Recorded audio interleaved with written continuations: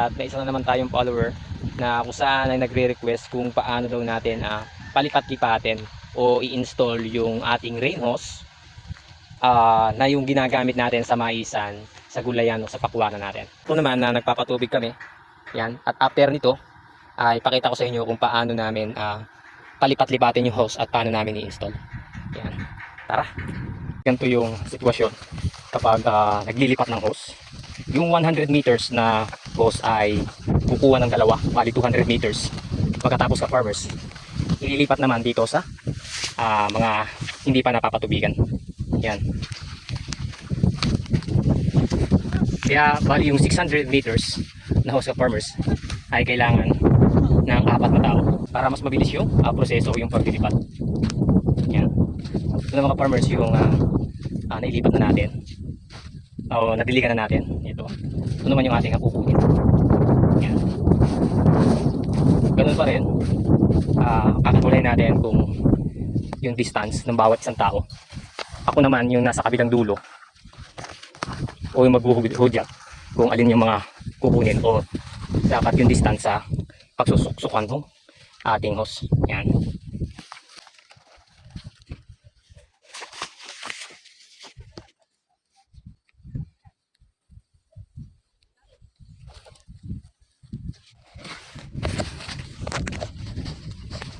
Lampas pare. Nay, laging lumalampas ako. Ayan. Tapos kailangan yung hilang tong hose na to ay sakto lang dito, farmers. Ito naman yung DIY na ginawa natin na pagsasaksakan no ating hose. Yan. Pero ka-farmers na ilipat natin yung hose ay tatalian naman ni paring Ogi dun sa terminal na DIY na ating ginawa. Yun po yung mga langis ng makina na ginamit natin nung tayo nag-chainsaw. Ginamitan lang natin ng heat gun para hindi lumabas yung tubig sa kanyang elbow. Goma lang yung aming ginagamit sa pagtatali. At after na maitali lahat doon sa terminal ay saka ko naman paandarin yung makina para papatubigan na.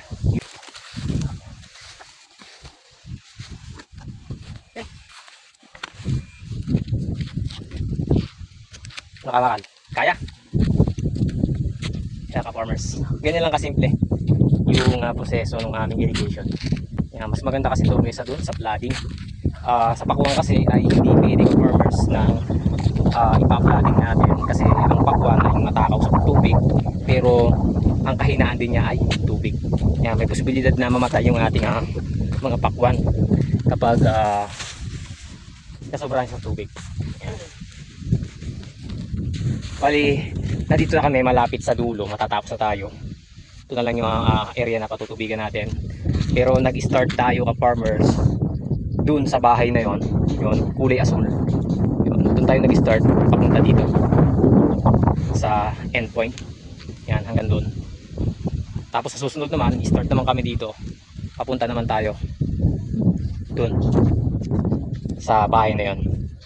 Yan. Ano pare, paandar ko na. After natin na mapa-under ka-farmers yung makina ay ganyan na yung magiging itsura nya. Yan. Kalkulahin lang natin yung lakas ng makina natin para yung baksak ng tubig ay halos sakto lang sa malapit sa puno nya. Kasi pag masyado ka-farmers malakas, minsan yung baksak ng tubig ay umaabot hanggang dito sa pinakang daan o yung pagapangan nya.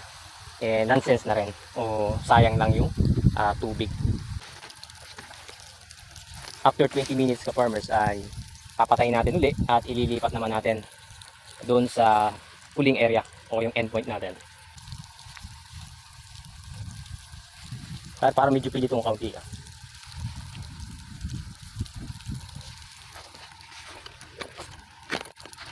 Yan naka-farmers oh. Medyo para ilapat mo na maganda.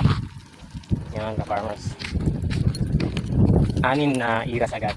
Tapos nando si paring imbet sa dulong-dulo o do sa dulo ng hose para i-checkin niya. Kasi kailangan nating talian yung pinakang dulo niya para maganda yung sirit o maganda yung ulan niya.